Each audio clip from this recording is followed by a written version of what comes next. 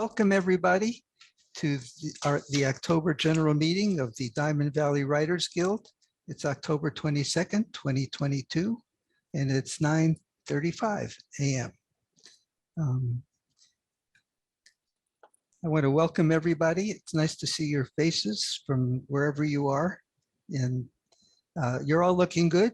You seem to be well dressed and have smiles on your faces. So we can't ask for a better start than that. I have a few announcements to make before we begin our prose reading. I mentioned earlier to Brenda that next year, starting in January, we're beginning our meetings on the third Saturday of the month rather than the fourth Saturday.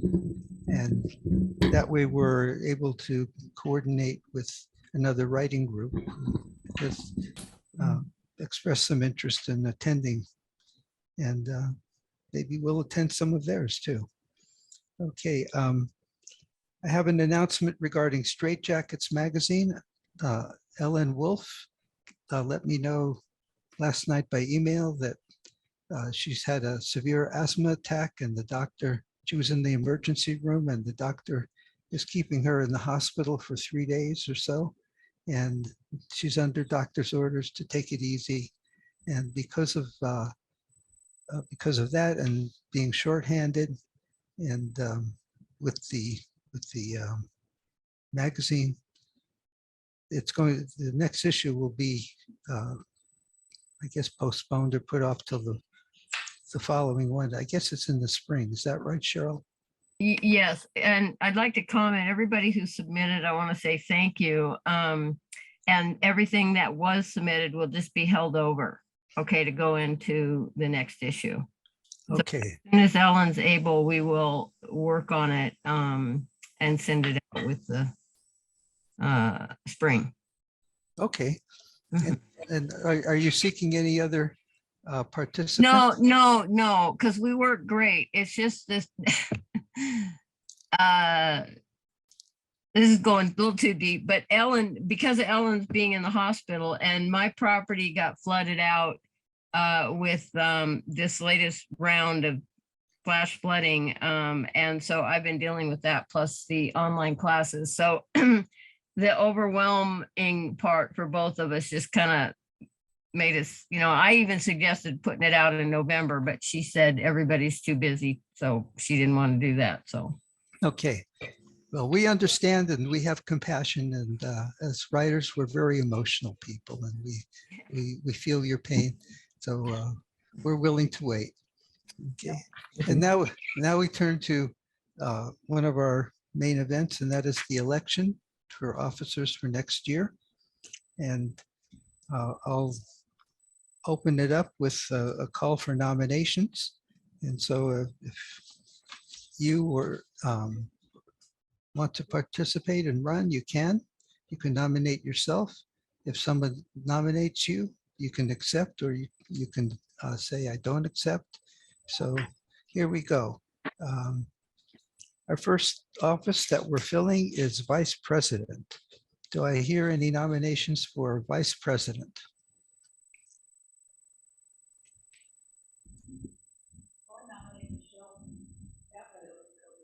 Oh, Lynn has nominated Michelle Bassett, and Jessica Bruce seconds. Okay. Are there any other nominations for Vice President? I will wait 30 seconds. Are you going to ask me if do you I accept the nomination? Oh yeah, do you accept the nomination? Well, let me think about this for a second. So let me think about this for a second. Okay, yeah, I'll do it. Oh yeah, okay. Okay. Well, our 30 seconds is about up. And there being no other nominations, everybody who approves, say aye. Aye. Aye. Okay, Michelle is Aye. anyone opposed? Okay, there's only one opposed. So Michelle is Vice President for the next 2 years. Okay, board member at large. Are there any nominations for board member at large? I nominate. I will, Lynette Tucker. Do I hear a second? Dennis. I'll second. Okay. Lynette, If- I accept the nomination. okay. Well, let me wait just a few more seconds here. Are there any other nominations for board member at large? Dum, bum, bum, bum, bum, bum, bum. Okay, hearing no other nominations, everybody in favor, say aye. Aye. Aye. Aye. Okay, all opposed? Okay, Lynette is the board member at large for the next 2 years. Okay, and the third office and last one is secretary. Do I hear any nominations for secretary? I nominate Sophia Barber. Okay, Sophia, are you willing to accept the nomination? Okay, someone seconded. Who was that? Yes. Lynn Spreen seconded and Sophia accepted the nomination. Okay, great. Okay, any other nominations for secretary? Hearing none. Everybody who approves, say aye. Aye. Anybody opposed? Hearing none. Sophia is now our secretary for the next 2 years. Congratulations, everybody. Sounds like a good working group, and Lynn, you're think free. I think we're going to do okay. Okay, now I'll turn it over to Jessica for the prose readings.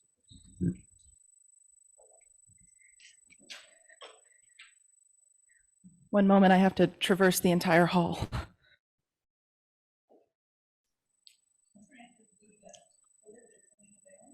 No, I tried once, didn't work out well. All righty, good morning, everyone.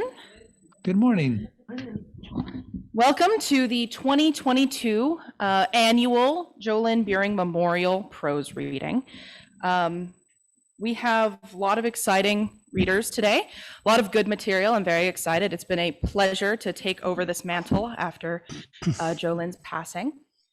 So without further ado, we'll get right into it. We're starting off this morning with Michelle Bassett, our Vice President.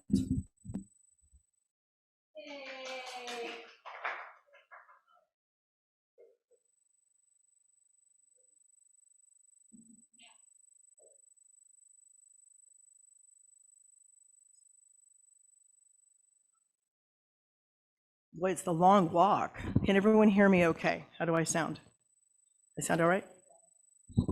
I'm kind of short, so I have to come down here. Can everyone hear me okay? Okay, I'm going to assume that they can. So, good. So I'm reading an excerpt from my fantasy epic trilogy from book 1, and it is The Legacy of Quimblebana. The name of the novel is Minstrel's Daughter. It is a completed trilogy, but it is not published yet. So this is an excerpt, an introduction of a character in chapter 2. Outside the circle of brightly painted wagons, Ralph stood listening. The night music of crickets, marsh owls, and full-throated bullfrogs accompanied lilting strains of dulcimer and wooden flute. The sounds mingled in the darkness, embraced by the glowing warmth of a southern delta evening. Often, he sought the shadows away from the others, preferring to be alone, a habit formed since leaving his old life for this new one. Through a gap between the wagons, Ralph glimpsed a handful of men and women lounging beside the campfire, their attention never straying far from their full tankards and willing bed partners. For a year now, he had lived among them, this wandering band of musicians, dancers, and acrobats, in smoky taverns and at backwoods festivals, at feasts held in the great halls of noble houses, or at revels hosted by rich merchants wishing to impress important buyers. Anywhere audiences thirsted for entertainment, Ralph played his lute and sang his ballads for silver coin. Without so much as a question about his past, the minstrels had taken him in, his troubadour skills enough to win his place. Although he found the loose morality of these lusty vagabonds an ill fit for his temperament, They had proven a decent enough folk when it came to looking after their own. So he stayed. When work proved scarce and the communal coffers dwindled, Ralph would hunt, fish, barter, whatever needed to be done to help support the band. Good at recognizing opportunities, he soon began to speak his mind, offering advice on which roads to travel, where to go to find work. More often than not, following his lead had proved profitable. So as the wet southern winter warmed into an even wetter southern spring, they began to regard his opinions as undisputed truths, his suggestions as quiet commands, thrusting upon him the responsibilities of leadership in tacit consensus.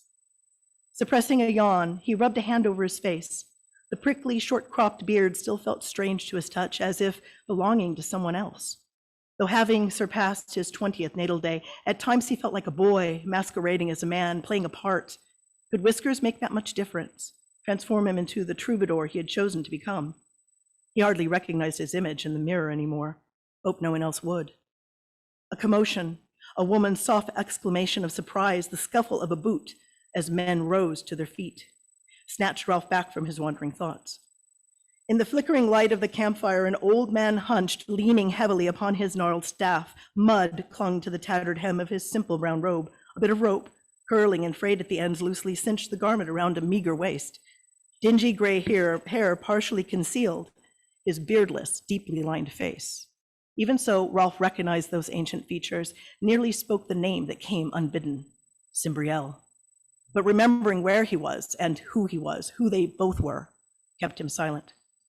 Cymbriel hobbled forward, a sleeping child cradled in the crook of one arm. I am told that bands of traveling minstrels take in unwanted children. Is this true? The crackling voice matched the decrepit appearance. A convincing act had Ralph not known better. He stepped between the wagons into the circle of firelight. Why do you wish to be rid of the child? I am barely able to care for myself, let alone the needs of a girl child. Cymbriel's voice quavered with age, but his eyes held an ageless intensity. She's a pretty little thing, half Devon. A murmur rippled through the assembled minstrels. Except for the purpose of trade and diplomacy, the long-lived peoples of Shea had little to do with their Dianese neighbors. Romantic liaisons between humans and Idevans were rare. Half-blood offspring, rarer still. Her name, the full intensity of Cymbriel's gaze met Ralph's, is Raedriana. Ralph stiffened, mind grappling with the implication. He pushed his way through the knot of gathered minstrels to stare down at the sleeping little girl. Fair as morning with hair of silken gold, in the slant of her cheek, the exotic shape of her closed eyes. Her father's Idevan lineage was achingly apparent.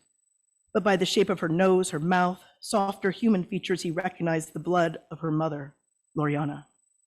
The child's father and mother are dead. Dead. Splintering realization tore through Rolf. For a moment, he could not breathe. He wrenched his gaze away from the child, sought Cymbriel's. No denial shone in those ancient eyes.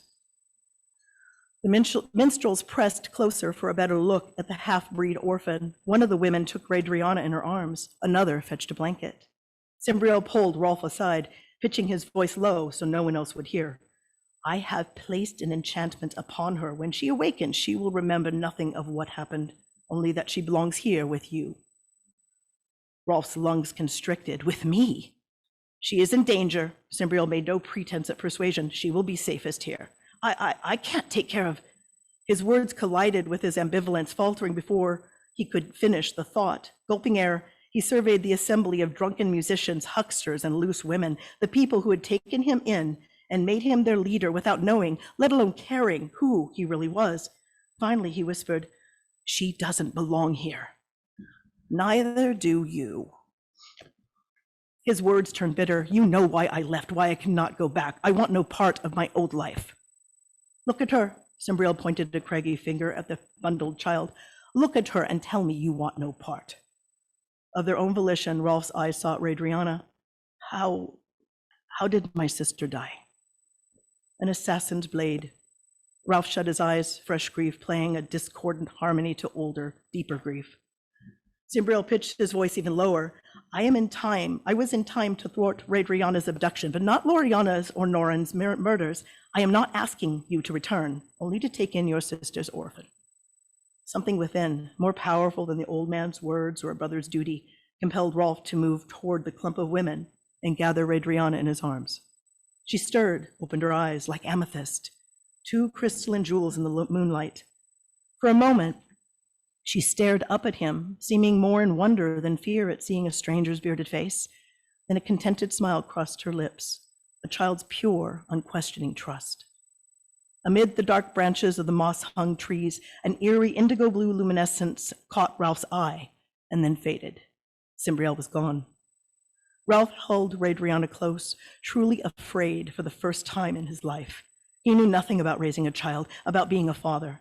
Yet, as he gazed down at her sleepy face, her delicate features already becoming beloved, all fear cowered before a sudden, overwhelming surge of protectiveness. Cymbriel was right. No one would think to look for her here among a wandering band of minstrels and thieves, tellers of fortune and women of pleasure. No one would think to look for either of them here. Thank you.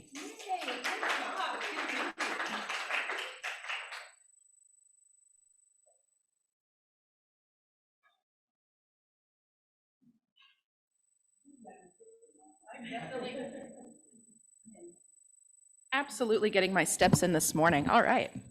Thank you so much. That was phenomenal. Next up, we have El Presidente himself, Howard Feigenbaum.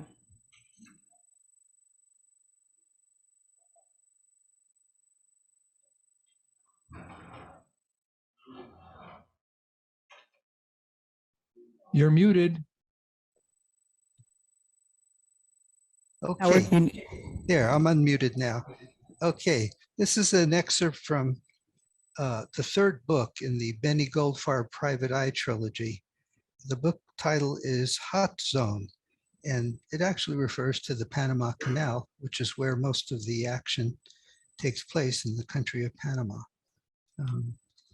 Benny Goldfarb has a client. It's the wife of the consul general from Panama in Los Angeles, and she comes to him and she says she wants him to find her husband's hidden assets and who he's having an affair with. And then he doesn't want to take the case, but the FBI comes after the woman leaves and tells him they want him to take the case because they're interested in the husband and his connection to this Chinese military attaché stationed in Panama City. And the FBI is concerned about the growing Chinese influence over the canal and what they might be doing to embed technology, their own technology in the canal. And so Benny takes the case, his wife Rosa accompanies him. A day later, the wife of the consul general, he has her in a hotel room for her own protection because she's been battered. And he comes to the hotel room and she's disappeared. And Benny and Rosa go to Panama to find her. And they track her down to this small town called Agua Dulce in Panama near the coast. And this is where we start. On the road into town, I hailed a taxi. Where are you going, amigo? How about a tour around town?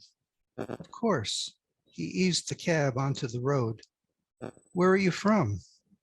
My wife and I are from Los Angeles, California. I thought so. The wife, she is a movie star, no? It was easy to see why he asked.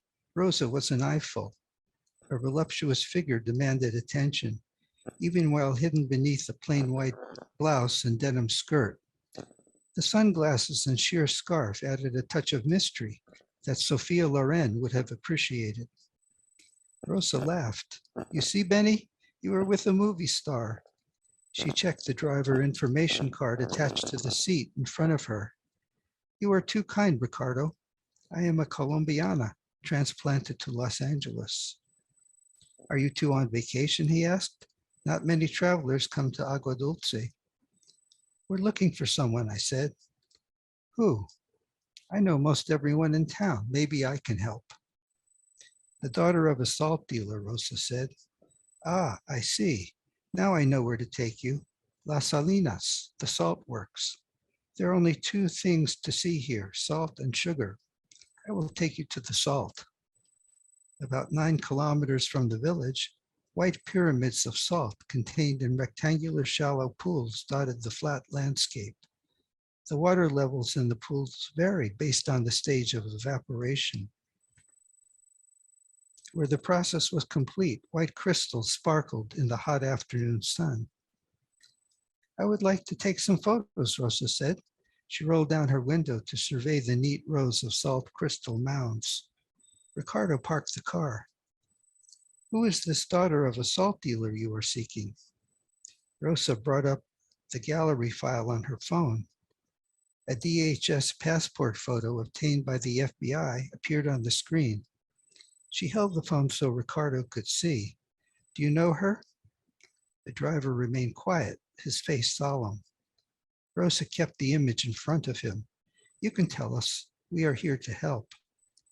Ricardo dropped his gaze before looking up. He spoke in a somber tone. She is Bonita Cortez. Everyone knows her. She is from Agua Dulce. But now she is the wife of Esteban Quintero, a diplomat, a very important man. Ricardo stared at the salt flats. Is something wrong? I asked. There is bad history. What do you mean? Rosa asked. When Bonita was 18, everyone thought she was the most beautiful girl in Panama, the pride of Cocle province. She and her novio, her sweetheart, a handsome young man, Julio Duran, were engaged to be married. One weekend, Esteban Quintero came to Agua Dulce with 2 friends to fish. They chartered a boat for the day. On weekends, Bonita worked on the boat to earn money for her study at the university. Ricardo halted his story to keep his composure. He inhaled a deep breath and continued. The men got drunk and raped her. Her father was crazy for revenge. He wanted to kill them all. He managed to kill 2 of them with his pistol. What about Quintero? Rosa asked. Why did he not die too? He was too rich to die. He made a deal with the father. Quintero agreed to marry Bonita and pay the family a lot of money. The father never again had to sell salt for a living. And Julio? I asked. He disappeared, as did the bodies of Quintero's friends. There was no justice. Ricardo spit out the words with contempt. He is not a good husband to her. We hear the rumors, cheating with other women and abusing her. He is hated around here. I waited a few minutes for Ricardo's emotions to cool. If you wanted to locate Bonita, where would you look? Ricardo faced me, his eyes narrowed. I would leave things alone. You will find nothing but trouble. Ricardo faced me. No. Trouble has already found us. We work for Bonita. She left Los Angeles in a hurry to protect herself from Quintero. His bodyguard is after her. The driver stared at the white pyramids for half a minute while he slid his palm down his cheek. If you are determined, Porfirio Cortez, her father, lives on a rancho in the foothills, 20 kilometers from here. He is an old man now, but he still wears his pistol. Take care. And that's it. And I did want to add that I write on Substack, and I have this book serialized on Substack. So I'm up to chapter 4. So if you want to read it, you can go on Substack, howardfeigenbaum.substack.com, and you can read the book. I intend to post all of it. All right, thank you, Howard, so much. All righty, next up, we have Erin Schulk. Hello everyone, I'm Erin. Today I'm reading an excerpt from my novel called Farewell, Mr. Garcia. This is a young adult novel. It's a coming-of-age story, and it's based on a series of 3 characters, and we follow them throughout the course of their life. And at this point in the story, each of these students, they are in 8th grade, and they experienced a school shooting at their school. So we are meeting them again after they have been basically not able to enter into their school for a number of months because it has been a crime scene situation for all of this time. For the first time that I could remember, his chair sat completely empty. Mr. Garcia always brought his corduroy sport coat to class, and each day it was slung over the back of the chair by lunchtime. The coat was the color of gingerbread, complete with light tan patches on the elbows. He usually left the coat sitting there overnight, only taking it home every other weekend for an overdue wash. I paused for a moment, letting my hand rest on his chair's empty top rung. Had his clothes been confiscated? I brushed away the fine film of house dust that had settled on the seat. Hopefully he was sitting in his apartment right now, prepping tomorrow's lessons and enjoying some peace and quiet. I brushed his papers and planner clean, then stacked them into neat rows on his desktop. They had been scattered during the fingerprinting. For a moment, I cradled his stained ceramic coffee cup in my hand, then ran to the bathroom to rinse it out in the sink. I set the mug back on his desk where he could easily reach it. A quick glance at the wall clock. It was already 10 minutes after. Great. Mom's going to be livid. I flicked the light switch down, locked the classroom door, and bolted outside with my backpack bouncing behind me. I began to take long strides toward her across the sidewalk when I noticed a flash of yellow in my peripheral vision. I lurched sideways and glimpsed a scrap of crime scene tape, probably no longer than 8 inches, still tied to the branch of a young oak tree. The oak had barely begun to bud and stood against the flint sky in a skeletal silhouette. The yellow plastic rose and fell like a tattered ribbon in the wind. A chugging sound rumbled from below. Mom's engine had kicked into life. I tried to loosen the knot with my fingernails. The tape had shredded in places, leaving some sections caught in rough patches of bark. I pulled harder, feeling the tip of one of my nails splinter. The tape snapped free, sending me staggering backward into the grass. There. The school grounds almost looked back to normal again. Mom's tires crunched on the remaining gravel and salt that coated the hill slope. Through the windshield, I could see her eyebrows were knotted and her lips were pressed together in a thin, bloodless line. I crushed the scrap of tape into a tiny wad, keeping it concealed in my left hand. Mom pushed open the car door and waved her hand impatiently for me to get in. I tugged off my backpack and slid into the passenger seat. Neither of us spoke as she drove back down the hill toward the exit. Back in January, when everything happened, the parking lot had been a thick layer of gray slush crushed down into the concrete by countless sets of car tires. In that completely achromatic scene, the yellow tape had appeared as bright as neon. Adam had squinted out of the frosty car window, murmuring, "Crime scene. Do not cross." The tape had stretched across the trees in zigzags that encased the school's front entrance into a suffocating web. I was never one to get carsick, but a queasy feeling welled up in the pit of my stomach, and I ducked my head down between my knees. I stared at the bits of salt and grit that were skidding along the rubber floor mat, and my insides churned with the motion of the car. A police car had screeched through the upper-level parking lot and stomped on the brakes, coming to a dead stop in front of St. Clair's doors. Blocked from driving any farther, Mom threw the car into park. For a split second, I imagined trembling Ms. O'Connor. Her frantic eyes were thrown open wide like a deer trying to evade a hunter, with dilated pupils surrounded by slivers of pale ash blue. Mom whipped her head around to face Adam and me. "You two, no matter what he says or what's going on in there, you stay in the car." Her penetrating stare scanned for the slightest trace of dissent. "Do you understand me?" she finished, and her voice cracked like an ice sheet underfoot. We nodded. My stomach clenched, threatening to catapult my breakfast back up my throat. A young policeman who stood well over 6 feet tall exited the car. He had flicked off the sirens, but the lights were still flashing and flooded the nearby snowbanks with pulsating bursts of scarlet and electric blue light. He spoke in an undertone into the walkie-talkie he held at his mouth. With his free hand, he began waving Mom to exit the parking lot. Mom stepped out of the sedan, locking the doors behind her.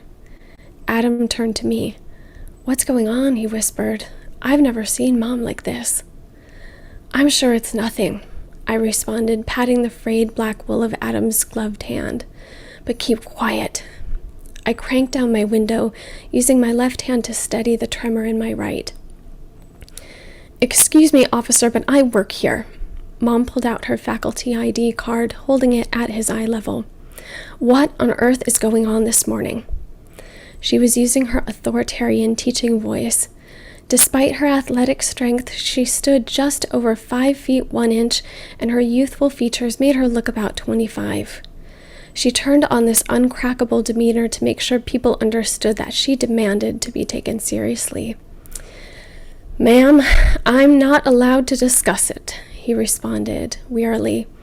"You need to turn your car around right now and leave. You can't go inside the building today. There won't be any classes here anytime soon." From the back seat, I glimpsed Mom's face in profile. Like always, she kept her facial muscles so taut that no traces of worry could seep from the corners of her eyes or the edges of her mouth. But for the first time in my life, I saw her olive complexion drain to ash. A shriek of sirens and more violent red lights pierced through the winter fog. Today, now that it was springtime, everything looked starkly different. April in the Midwest was not so much a full-fledged spring as a slow shift out of a snowy cocoon. From the car window, the newly planted soybean fields and fresh jack-in-the-pulpits whizzed by, framing my mother's face as she drove. The silence between us pressed into the knot at my chest. "Mom," I began, "I'm sorry I didn't meet you on time at the car." I dug my knuckles into my thighs, kneading the muscles with more pressure than I had intended. "I'm not making excuses," I continued. "It's just I got distracted and—" I caught myself mid-sentence as a crimson trickle bloomed along the top of my pants.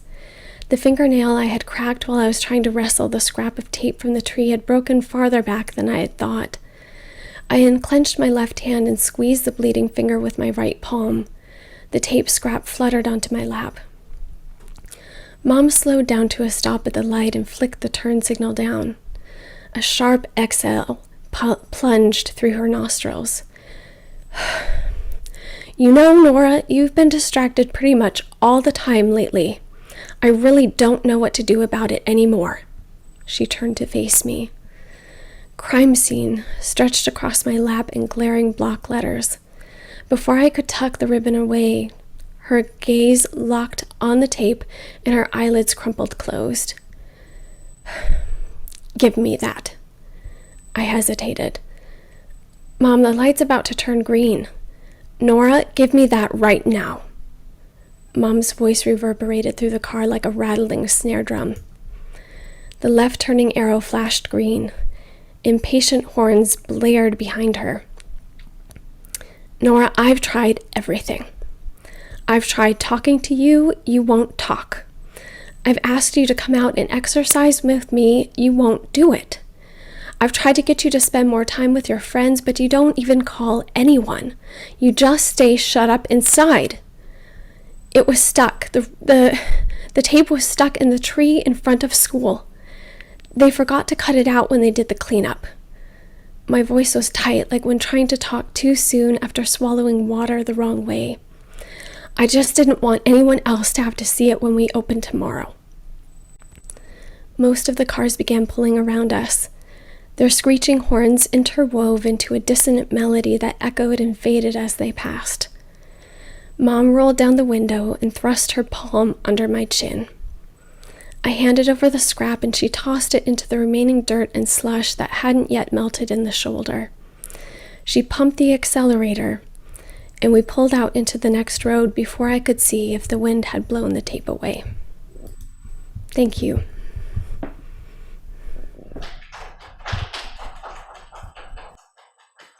Wow, your descriptions are so vivid that her voice cracked like an ice sheet underfoot. Wow. Thanks. Thank you, Daniel. All righty, thank you so much for that. Next is Daniel Kuttner.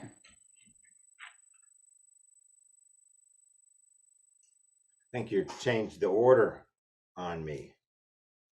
Can give me a second, I'll put my headset on. No, we had a couple people drop out due to conflicts or Oh, whatnot. So drop yes, you got out. moved up. All right, well, please bear with me here then. I was waiting to put this on. Can you hear me all right? Let's see. Yes, we hear Yes. you just fine. You hear me? Okay, good. Let's see here. Fix something here. How about now? Still good? All right, let's see. All right, this is a story, a chapter from my novel Pipeline, which was published last March. And it's about a new auditor for a large oil company in Los Angeles. And while he's investigating something, he's getting too close to some real fraud perpetrated by a vice president of the company and his wife. And so they ship him off to Alaska, to the Alaska pipeline. This takes place in 1975 when they were building the pipeline up there. While he's up there, he stumbles on another problem which involves child sex trafficking, and he ends up getting kidnapped by them. They're going to sell him off somewhere, and he ends up escaping, and they're after him. So he's on a train in Texas trying to get back to LA to blow the whistle on these people. So here he is on the train. Jake staked out the entrance to the private car. He considered several ways to make that banker leave little Rena alone. He discovered a banker that has a little girl in his stateroom there. Maybe he could even get evidence for the cops, but how many bigwigs were involved? How high were they connected? He caught a glimpse of the fat banker as he entered the private car. Jake rushed to catch up with him, but the door locked before he could grab it. He braced himself inside the drafty, wobbling no man's land and patted the jacket's pockets. He's wearing the jacket of one of the henchmen that he overpowered and threw off the train. The cop's key ring jingled. He tried the keys one by one. The seventh turned easily in the lock. He crept inside and let the door click behind him. His eyes adjusted to the lower light level. Smooth, dark wooden paneling and perfumed velvet drapes absorbed much of the clatter. Crystal chandeliers clinked as the car swayed over the rails. He counted 4 roomettes at the front, 2 on each side. Moans and whimpers emanated through the brass-fitted doors. He twisted the first handle. Locked. He inched forward. A curtain at the end of the passageway revealed an open area ringed with velvet couches and easy chairs. Muted lighting shone on oil paintings, a plush carpet of burgundy and gold paisley. About 20 people hobnobbed, each paired with a child dressed in adult formal wear, each outfit with strategic holes allowing access to tender areas. Instinct urged him to turn away, but Jake forced himself to scan the drunken throng. The adults' partners ranged from preteens to kindergartners at best. The obscene pawing of the kids revolted him. A few adults lined up, dancing the hustle with their diminutive, dazed partners. The nearest couples soon stopped dancing and stared at Jake's railroad police jacket. He squinted as a light glared in his face. A thin man with slick hair laughingly raised his drink. "Golly, the cops!" Several around him joined in laughter. Forcing a smile, Jake walked further. He had located only one exit at each end of the car, the one he'd come through and another at the rear of the saloon area.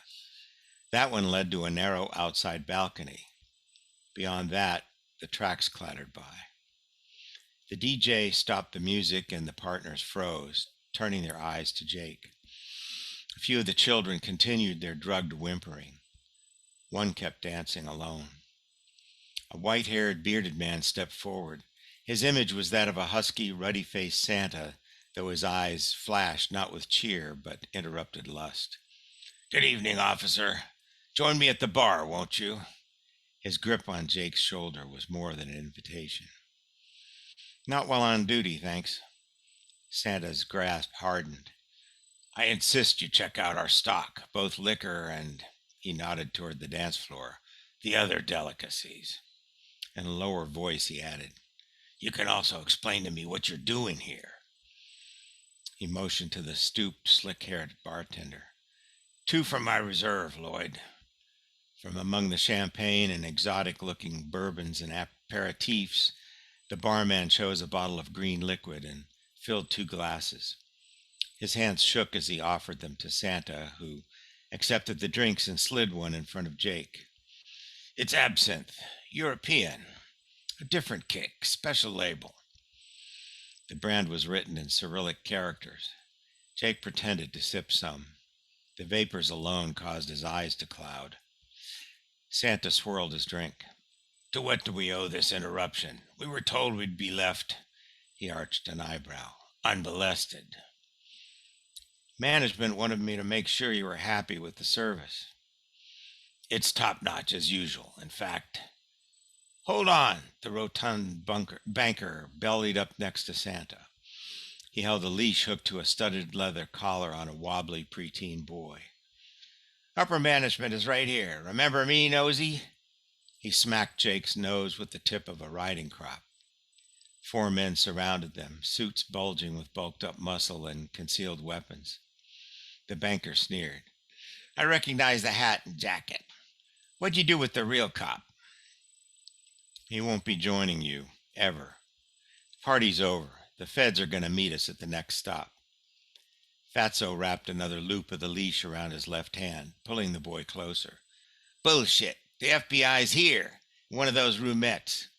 There's a Texas Ranger over there on that couch. A senator over there." He pointed at a disheveled, white-haired man, prone atop a small, struggling figure. "We're better protected than you are." He and Santa shared a belly laugh. Several tuxedoed men and a well-coiffed woman sauntered over with their captives. Several tuxedoed men and... Oh, Fatso glowered. "Enough playing around, boys. Would you invite Nosy here to leave? Out the back door, though. Maybe he can hit the ground running." The rattle of the train crossing jointed rail emphasized their speed. 2 of the thugs each grabbed one of Jake's arms. Another opened the rear door of the train. Fatso continued. "Have a nice stroll, if anything remains of your legs." He turned to the crowd. "Any bets on how far he rolls? No?" He fingered Jake's lapel. "Sorry, no takers. Do send us a postcard." The revelers partied ahead of the men, dragging Jake toward the open door. Wind billowed the curtains and rocked the tinkling chandeliers. Fatso and Santa raised and clinked their glasses of absinthe in a toast. Eyes closed, Jake clenched his teeth and pictured Jovius's lab. That's the lab where he was brainwashed and programmed. He whistled the 3 trigger notes. With a surge of strength, he gripped each thug's forearm, planted his feet in front of theirs, and pulled. The startled hoods tipped toward one another, releasing Jake's arms, slamming their faces together, cracked teeth and facial bones. He hooked an elbow around one man's neck and pivoted further, launching him through the open door. Stumbling, the man's arms flailed. He grabbed the railing with one hand, flipped over it, and dangled, yelling. His grip slipped. Still shouting, he fell out of sight. Fumbling in the cop's jacket, Jake found a switchblade and flicked it open. The second thug, face bleeding, stumbled blindly. Jake grasped his wrist and pulled, jerking the man's body toward him. The momentum snapped the guard's head backward. Jake swung the blade upward, slicing into the underside of the man's jaw. He pushed the knife with both hands. The blade sliced through the man's tongue, pierced the roof of his mouth, and slid into his brain.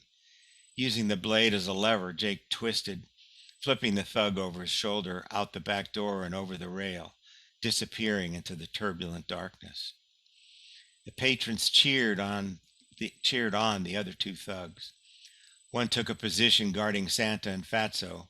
The other pulled a .45. From the side, Jake grabbed the hand holding the pistol and twisted. Stepping behind the man's knee threw him off balance. Jake hooked 2 fingers into the thug's nostrils and pulled. The man snorted and grabbed Jake's wrist, but he was too late. Jake forced the thug's pistol up to his temple and fired, mingling blood, bone, and brains with the wall decorations. The body thudded onto the carpet. A dark stain spread beneath it. The crowd backed away, silent. Jake wiped the soiled pistol on the body's jacket. The 4th thug pushed Santa and Fatso aside and fired, missing Jake, but striking a leather-clad woman who screamed and fell. Jake stepped forward and fired at Fatso, but hit the thug instead. He fired again, but the revolver only clicked. He threw the empty gun at Fatso's head and ran for the front exit. Behind the wounded henchman, Fatso shook his fist. "You aren't out of this. Our people are waiting at the next station." The front door shut, the roar of the train separating Jake from the nightmare behind. Jake again whistled Jovius's 3 notes. Calm returned. He hurried back to Rena's compartment and rapped the 323 code. Silence. The cop's passkey let Jake back into the roomette, but he did not see the little girl. His voice cracked. "Rena, it's Jake. Where are you?" Rustling emerged from the far back in the dark. 2 dark eyes peeked from between the sleeper curtains. "Mister, you did come back." "Yes, it's me." Jake gave her some space. Her eyes locked on him. Rena slid from the bed and sidestepped to the couch. She sat and hugged the stuffed mouse. "Are we safe now?" "Almost. I need to stop those people. There were too many for me to handle alone." "What are you going to do?" "I've got one chance to get us out of here." The overhead speakers crackled. "Ontario, next stop. Ontario, California is next." Jake picked up the cop's radio. He twisted the channel knob to emergency and pressed the mic button. "Sunset Limited calling Ontario Security." That's it.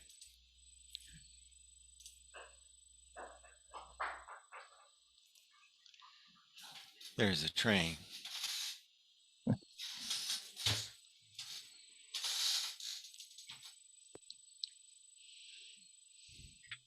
All righty. Thank you, Daniel. Next, we have Karen Robertson. Okay, well, this is a story I've always wanted to tell. It's a true story, but I could only tell it to a bunch of writers. I think it would get me blackballed if I ever sent it to a magazine. And also, I've discovered through a critique group this week that I have a favorite word, and I listened carefully to the first 4 readers, and nobody else uses it. So maybe you'll discover what that favorite word is. The name of the piece is called My Lunch with an Editor. All I wanted as a freelance writer in 1980 was to sell a magazine article here and there. But when an editor invited me to lunch, I thought my writing career had broken through that glass ceiling. Yes, me, having lunch with a magazine editor. I could hardly breathe. I had submitted an article, and she must have been awestruck by my talent and replied with an invitation to lunch. To say I was thrilled would be an understatement. What would I wear? My mother made all my clothes until I married, but I had just ordered my first professionally made garment. I called the tailor who was in the process of making my first suit. "Sue, can you hurry? I have a lunch date with a magazine editor. Can you believe it?" Having a custom-made suit was a first. Now I had an event special enough to wear it. High heels, hose, and lovely jewelry. When I put that suit on, I looked like the sharpest airline stewardess in the 80s. The finest fabric lined with Christian Dior silk. It was breathtaking. When I wore it, I felt like someone important, a CEO, a Nobel Peace Prize winner, or a future president of the United States. It fit my frame like a glove with a custom-made, beautiful, contrasting printed silk blouse. On the day of my lunch date, I was met at the door of the publication by editor Dorothy.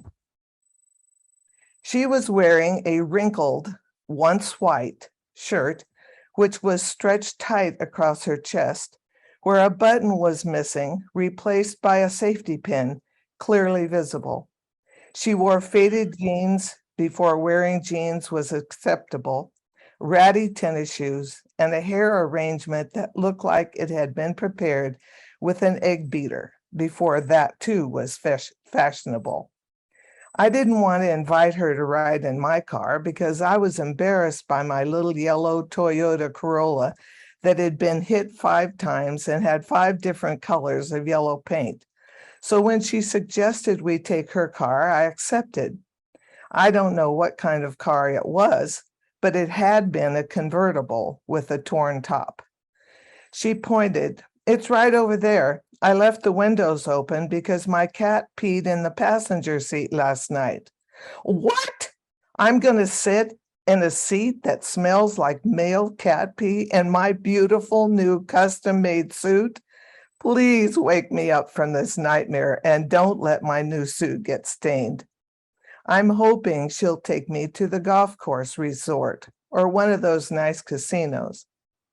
A block away from the magazine office, she parallel parked in front of the local hole-in-the-wall Mexican cafe. I can't get out of the car fast enough. We introduced ourselves again and slipped into a booth. The waitress brought a menu and I struggled with my choice.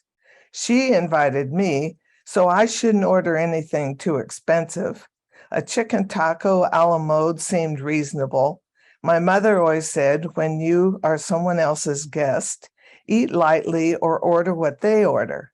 Surely Dorothy would order something similar for lunch. I gave the waitress my order and was ready for Miss Editor to order and get busy summarizing my article submission and my glowing talent. She gave the menu back to the waitress and breathed a sigh. "Just give me a beer. Make it a tall one." For the rest of the lunch, she told me all her problems and those of the publishing company. I was glad I only ordered a chicken taco because in the time it took me to eat that small morsel, she guzzled the whole beer, shed a few tears, and was eager to get back to work. I was eager to get the heck out of Dodge. When the bill was placed on the table, Dorothy didn't make a move. I paid. I was glad I had eaten lightly because her beer cost far more than my taco. I thought about walking back to my car just a few blocks away, but didn't want to be rude and thought she needed a designated passenger. The moral of the story is editors do not live in ivory towers. I'd like to say they put their pants on one leg at a time, but on that day, I felt like that editor was a sorry example of anyone in authority. I hoped her ability to judge my writing was better than her choice of clothing, food, or behavior to this lowly writer. I don't think they ever printed my article, and I don't care. I had my suit cleaned, and I chalked the experience up to learning a good lesson. Editors are just people.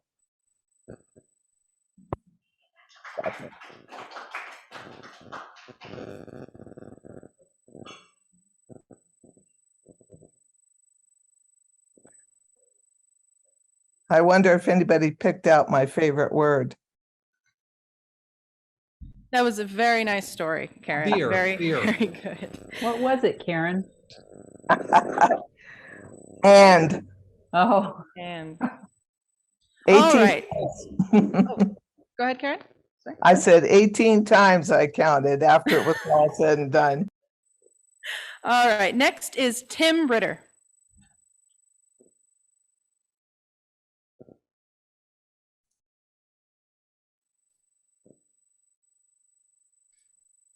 Good morning, everybody. This is the first chapter of my first novel. I've done some nonfiction books, but this is the first. It's a historical family novel based on things that actually occurred. This is the first chapter of Choices, titled Utah is for Meeting. Monday, December 21st, 1903, Morgan, Utah. Strolling down the main street of Morgan, county seat of Morgan County, Utah, Allie stopped at stores seeking Christmas gifts for younger siblings back in Milton, just 4 miles distant on the bend of the Weaver River. Although small, Morgan dwarfed her hometown, yet her dreams took her far from both. Music and literature, especially poetry, possessed her heart, and she yearned to teach both. Her father, John, prospered in his farming, and seeing how the world was changing, he realized the benefit of education, told his children he would pay their way to college if they wanted. As the oldest, Allie jumped on the chance, becoming the first Thurston to attend any college. For 4 years, the University of Utah in Salt Lake City had opened her eyes to a broader world, and she found she wanted more. To get outside the narrow valley, to teach, and the music lessons she currently taught couldn't fully scratch that itch. After graduating, knowing she would likely leave the valley she grew up in, she took a year with her family, teaching piano. Soon after this cherished holiday time with her family, she would seek a teaching post somewhere else. Stepping out from Cool Beer's millinery with a package for her mother, breathing in the chilly late morning air, she heard it. The notes of a trumpet. Dixie, but sad and slow, somewhat plaintive. She had not heard that arrangement before, but the pace picked up and the mood changed, hopeful and fun. He's pretty good on that horn. Francis's mercantile caught her attention, led to another purchase, a pocket knife for brother Jack, who had followed her at the university. Once more outside, the trumpet music greeted her. Okay, that's the last gift. Let me find this musician. Following the notes to the city park, she saw a small crowd, maybe 25 people, surrounding a young man with trumpet in hand who greeted the audience. Merry Christmas, you all.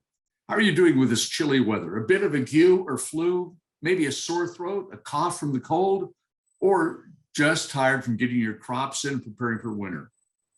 Have I got the solution for you for merely the cost of $1?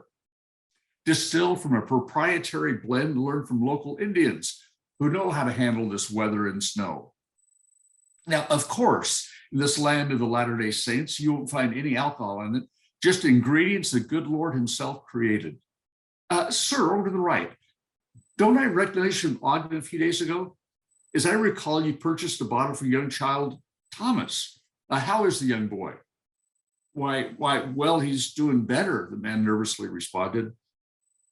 Allie recognized him as a young single man from Ogden with relatives in Peterson, next door to Milton. She smiled, perhaps more of a smirk. She had seen these peddlers in Logan and Salt Lake City. They often brought along a shill or hired one for a few days.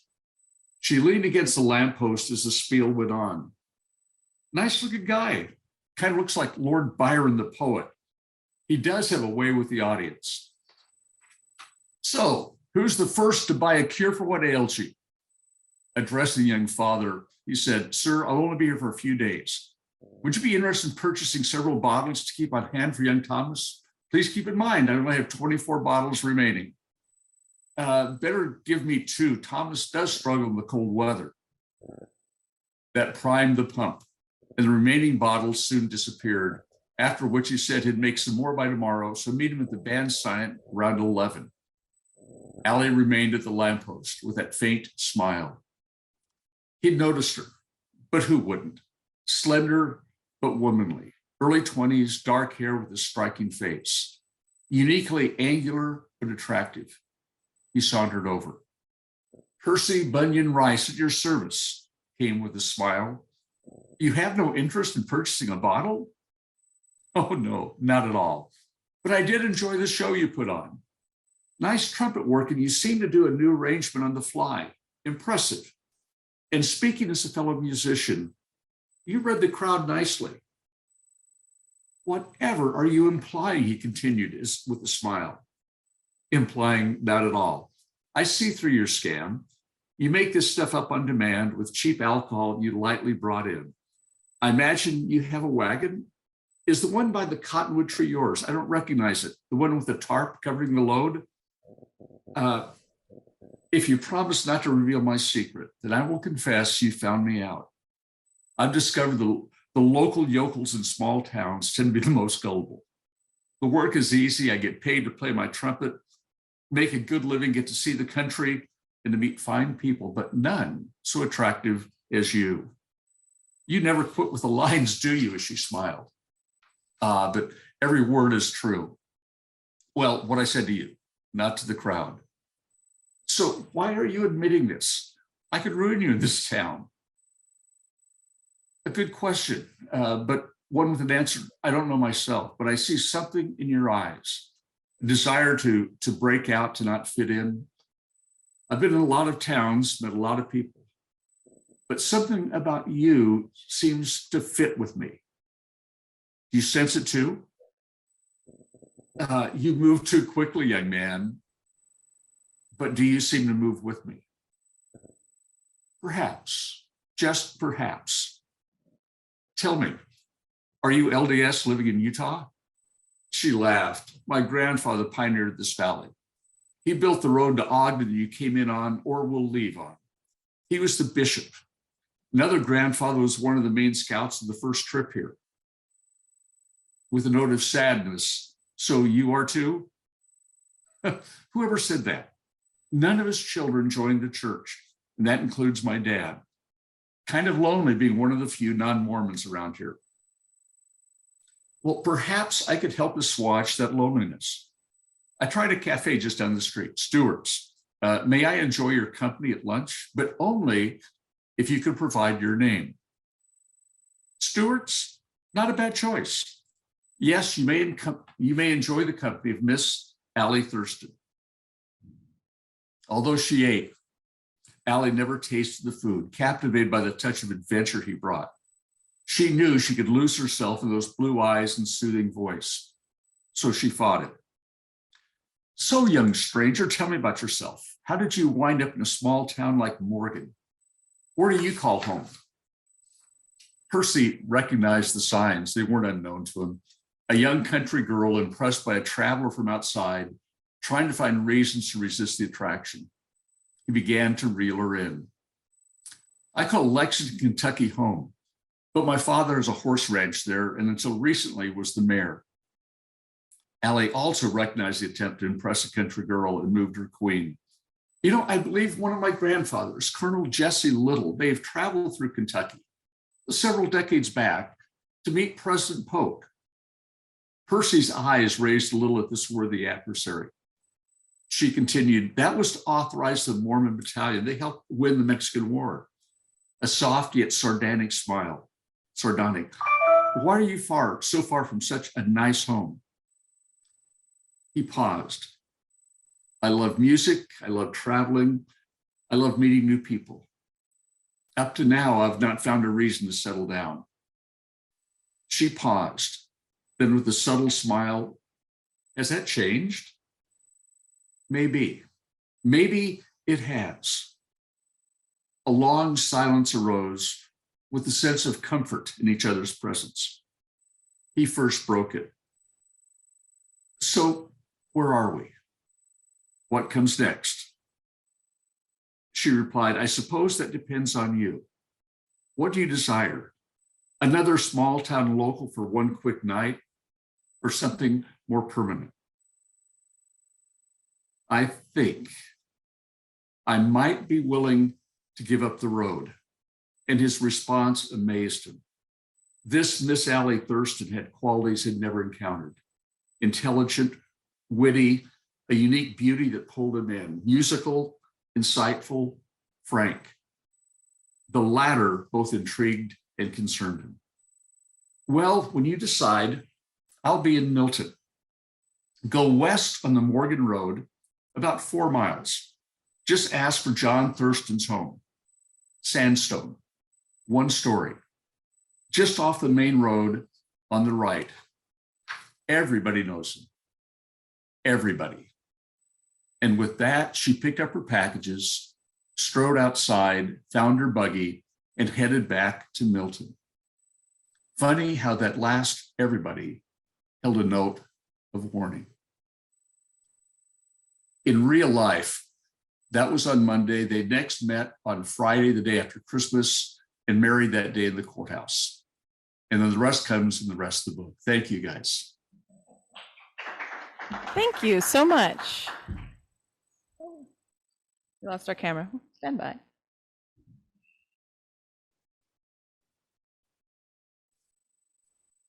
There it goes. All righty.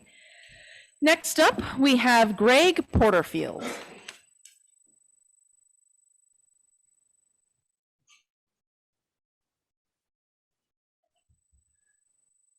Well,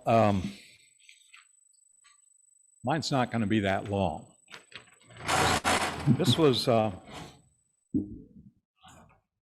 This piece was originally from a book that I self-published on Amazon now a number of years ago.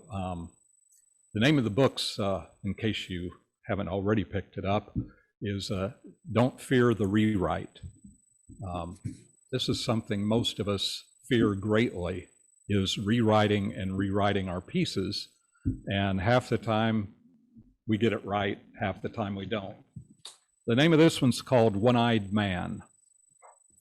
Life is more than living, and living more than existence. Existence more than survival, and survival more than a mere fragment of life. Johnson was always there on the corner, had been as long as I remember. His guide dog, Shep, died 3 winters ago, and I can't for the life of me figure out how Johnson found his way around. I mean, the guy was blind, had been since birth. Other than that, he seemed to be in pretty good health, never even had a cold as far as I know. Some people called him a beggar, but he never asked me for money. He said he just liked that particular corner, something about the late afternoon sun. The breeze coming off the lake was cool in the summer, and the granite of the wall held the warmth of the winter sun, sheltering him against any cold wind. He talked to me of strange things. He read short passages from a Braille Bhagavad Gita and talked about life in a small village in Tibet. He spoke of passing seasons along a stream beneath a tree with his dog. Sometimes I could almost see Johnson sitting there with Shep at his side. Johnson always had a small bag of seeds and raisins and told me it was brain food. One day he showed me a gold coin. He said it was a doubloon. I didn't doubt him even when he told me that it had been part of Blackbeard's treasure. Last week as the sun set, he gave me a fierce bear hug and thanked me for being his friend. The next afternoon, he was gone. In his place on the corner was a small leather-bound book of the Bhagavad Gita in Braille. On top of the book sat a gold coin covered by a bag of seeds and raisins. Johnson never came back. I've been trying to learn Braille, and I enjoy the warmth of the sun here on the corner. In the land of the blind, the one-eyed man is king. Thank you.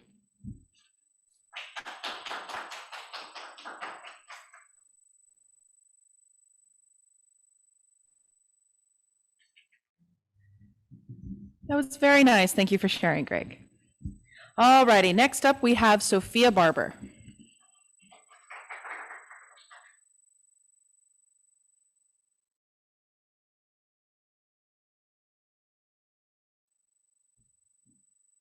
Hello. Should I be this close or can I be a little further back? Because I have to lean down to the mic.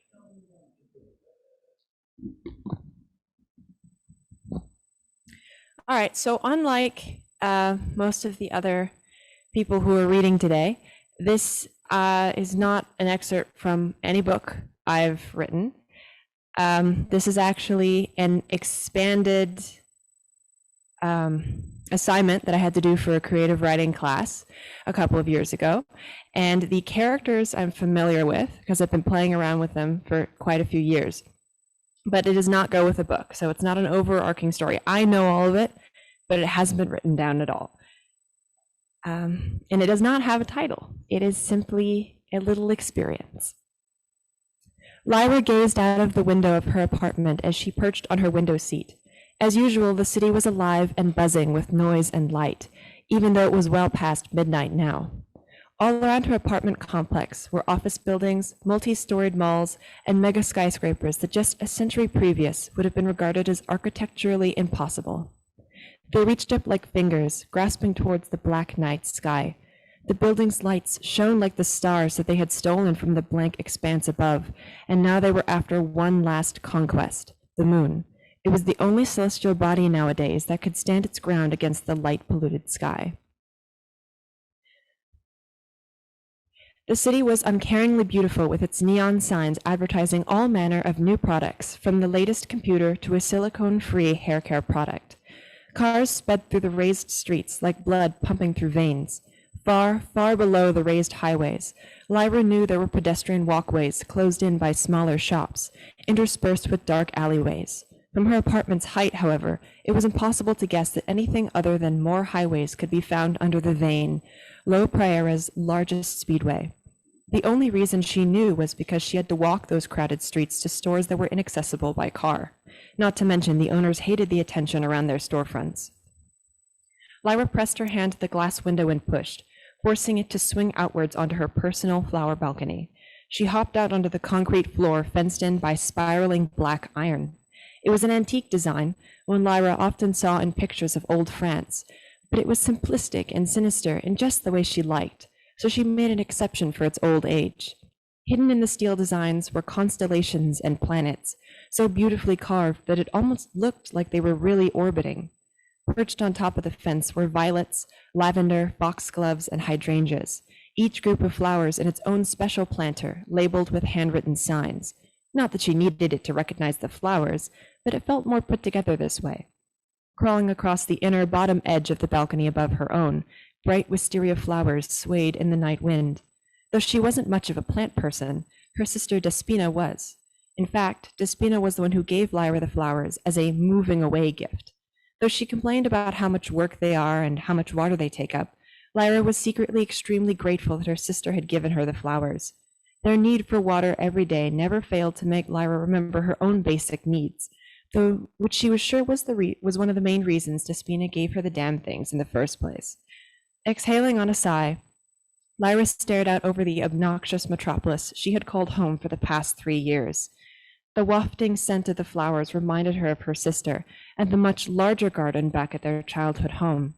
Despina still lived there, regally carrying on the memory of their family legacy, as she put it. Lyra's older sister could never seem to let go of that past, while she herself couldn't stop running away from it. The dusty, dark hallways, the pregnant silences in every nook and cranny, the expectations still lorded over the children's heads even after the owners of such projections had died. Lyra had moved out as soon as she had the means. And though she loved her sister very much, Lyra knew she would never be able to understand her on this matter. Why was the past so important to her? Hell, that's even what these flowers are all about.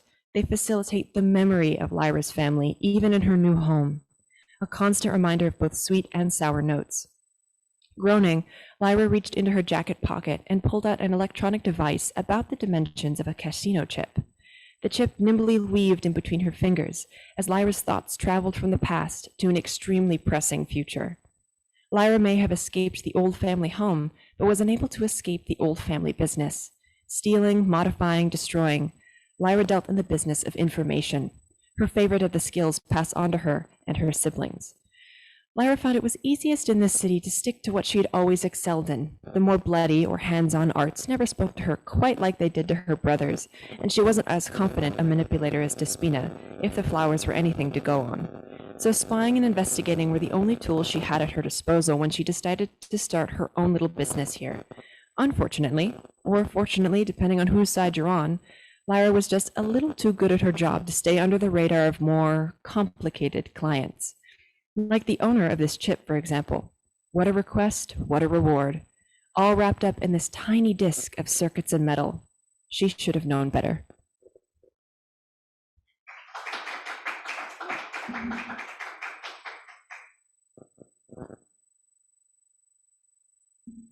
Thank you very much. That was very good. All right, last, but certainly not least, well, perhaps in my eyes, Liam Bruce. Hi. Can everybody hear me okay, or can you hear me? Yes, we can. Okay, cool. Because I had no idea if you'd be able to or not. So hello. So this is the short story I wrote specifically. Well, actually, I wrote it several years ago and I rewrote it for this purpose, for this event. So I hope you enjoy it. This is Terminal. Earth hung in the cold void of space. From my vantage point, standing before the vacuum grade windows of the lunar transit station, I soaked in the unobstructed view. The last time I get to see that old blue marble for a long while, maybe forever. The gray line of twilight edged westward across the globe, engulfing the east coast of the United States. By now, the sun would be setting over Manhattan, New York City, Sarah's hometown. A voice, synthesized to sound pleasantly female, came over the terminal's PA system. Attention all travelers. Now boarding flight 1337 to Mars Orbital Station at gate 16B. Not my gate, not my destination. The ship I was boarding today would take me a hell of a lot further than Mars. I found an empty seat facing away from the window, slipped my phone out of my pocket and settled in to wait. A notification on my screen indicated no service, so I tapped the icon to see what the station's connectivity convenience fee was all about. 45 yen? No way was I paying that much for an hour and a half layover. Besides, there wasn't anyone I wanted to call, and no one I cared to hear from. So instead, I slipped in an earbud, navigated to the only voicemail file I had saved locally, and tapped play. Hey there, Superman. I could almost see that playful smile, the one that always accompanied that nickname. I know you're probably busy saving the world, but we're still behind at the lab, so I've got to work late again tonight. I know. Again, thought we'd try that new noodle place, My Treat. I made a reservation for 8:30. I'll meet you there, all right? Gotta go. Be safe at work. Love you. After an hour of waiting at that restaurant, unable to get a hold of her, I drove to the lab. I found police barricades, rubble, fires. New York police handled the initial investigation and concluded that the explosion was a random accidental gas leak. My gut told me it wasn't that simple. Couldn't be that simple. But NYPD didn't appreciate some FBI counterterrorism agent sniffing around their open and shut case, particularly an emotionally compromised one. I never did get to try that damn noodle place. That was 6 months ago. 6 months and 2 days. But who was counting? No closure, nothing to bury. She was just gone. Friends paid their respects to an empty coffin. They invaded my home, our home, with casseroles and store-bought sympathy cards full of platitudes. All I wanted was to be left alone. I suppose it was funny in a grim sort of way that not one, not two, but 4 different friends of ours gave me coffee cakes, because nothing says, I'm sorry your wife died, like a fucking coffee cake. It had been Sarah's favorite dessert, but I couldn't stand the stuff. A little girl scrambled up onto the row of chairs across from me. She threw a leg over the backs and climbed the obstacle like a 3.5-foot tall Marine. The plastic creaked against metal frames as she shifted her weight over the top and down the other side. She landed fast with an unbalanced wobble at the edge of the seat before falling butt first into the chair, giggling the whole way. Not missing a beat, she slid off the chair and onto her feet, right in front of me. She stared with wide, curious eyes. Are you waiting for a ship too? I tried to offer a friendly smile. Yeah, I think just about everyone here is. Are you a soldier? Weird question. not anymore. But you were, right? Because you look like my daddy, and he's a soldier too. I looked around the terminal. And where exactly are your parents? Mommy's over there. She waved a hand over her shoulder without looking. And Daddy went to a place called Europa. That's where we're going, to go live with him. You mean Europa? Yeah, that's what I said, Europa. Sarah had wanted kids. Me, not so much. I'd put her off, told her that we had time, that we didn't need to rush. Then time ran out. Where did you say your mom was? Little girl plopped down on the seat next to me. Are you going to Europa too? Europa, and no, I'm going to Titan. Titan? Close enough. Why are you going there? I looked down and adjusted the ring on my finger. Because I don't want to be here anymore. She nodded knowingly. My mom says people shouldn't run away from their problems. Was I seriously getting psychoanalyzed by a 6-year-old? What makes you think I'm running away from anything? You look sad like my dad did before he left. And was he running away from something? Yeah, but not anymore. My mommy's a mind doctor, and she said that Daddy needed to trust his gut. I don't know what part of the head the gut is, but she knows, and she's really smart. I was running away from my problems, but no amount of facing them was going to bring Sarah back. Leaving, on the other hand, might make it hurt a little less. Yeah, you know what? Maybe you should go find your mom. She's probably worried about you by now. Dana, a short woman with hair that matched the little girl's, pushed through the flow of people in the main walkway. There you are. I told you not to run off. Come here. She took Dana's hand. I'm sorry if she was bothering you.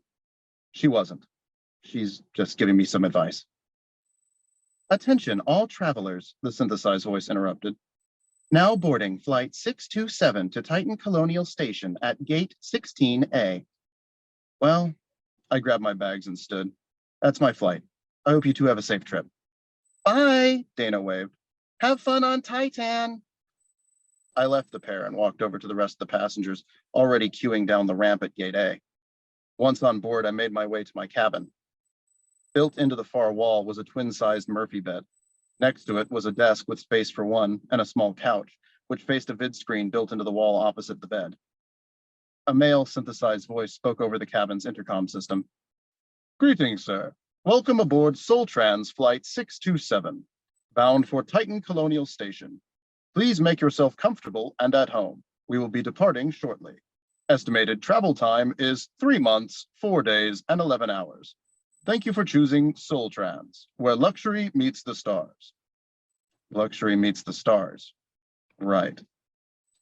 I turned on the vid screen, pulled down the Murphy bed, and flopped onto the surprisingly not uncomfortable mattress, then pulled my phone out of my pocket and connected to the shipboard link. An hour and a half without service was one thing, but 3 months was quite another. I flicked the phone's control panel down, tapped the no service notification, and paid the 300 yen service charge for the duration of the flight. Then I leaned back and watched a camera feed of the ship's exterior on the wall-mounted vid screen as I waited for my phone to connect to the ship's net link. From the camera's angle, Earth was hidden from view. 3 whole months in space, the rest of my life on a new planet. The best part? No coffee cake pushing friends. The cabin lurched slightly as the docking clamps disconnected, allowing the ship to drift freely. A moment later, inertia pushed me lightly into the mattress as the ship's thrusters fired and put distance between us and the station, between me and my old world. This was a new beginning, a way to put my old life behind me, my pain behind me, find a way to move on. I looked back at my phone. A missed call caught my eye. Sarah, 1 new voicemail. That's it.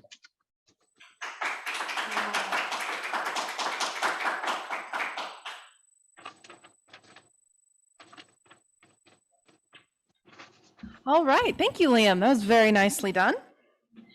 So that concludes the 2022 JoLynne Buehring Memorial Prose Reading. Thank you to everyone who submitted, to everyone who read, and I hope next year, same time, I'll get more submissions and we'll have more lovely faces and more readings. So thank you very much for everyone participating. And Howard, it's back over to you. Yes, well, thank you, Jessica. You did a great job on your first prose reading event, and I enjoyed every single reader's selection. It was nice to see so much variety and what your interests are in writing, and what a good job you do. And it's a pleasure to belong to an organization like this where people do have their interest as writing and want to provide some kind of entertainment through their writing or some kind of serious thought. So you've all done a marvelous job. And that's it until January. So I want to wish all of you a very happy holiday season and stay safe, and we'll see you next year. Okay, over and out. I'm going to leave the Zoom up for a little bit in case anyone wants to chat. And boy, I hope everyone has a wonderful